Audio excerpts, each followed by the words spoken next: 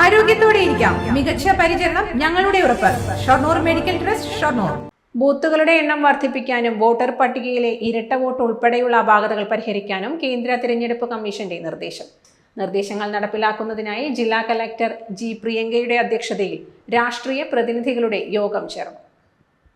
ഇപ്പോൾ വന്നിരിക്കുന്ന നിർദ്ദേശം എന്ന് പറഞ്ഞാൽ ഓരോ പോലീസ് സ്റ്റേഷനിലും 1000 to 200 ലിമിറ്റ് ചെയ്യണമെന്നാണ്. ഒരു ബൂത്തിൽ 1500 വോട്ടർമാരെന്ന പരിധി 1100 കുറച്ചു.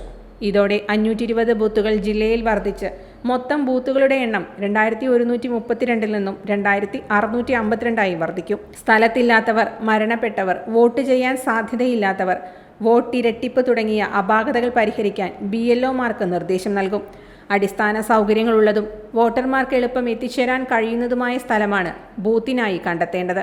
അധികം വോട്ടർമാരുള്ള ബൂത്തുകളിൽ നിന്ന് വോട്ടർമാർ കുറവുള്ള ബൂത്തുകളിലേക്ക് മാറ്റാൻ കഴിയുമെങ്കിലും സാങ്കേതിക പ്രശ്നമുണ്ടാവും.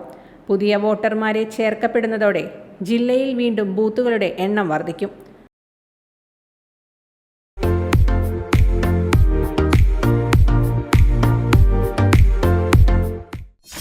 .view ന്യൂസ്, കാഴ്ചകളാണ് ലോകം, കണ്ടു തുടങ്ങുക.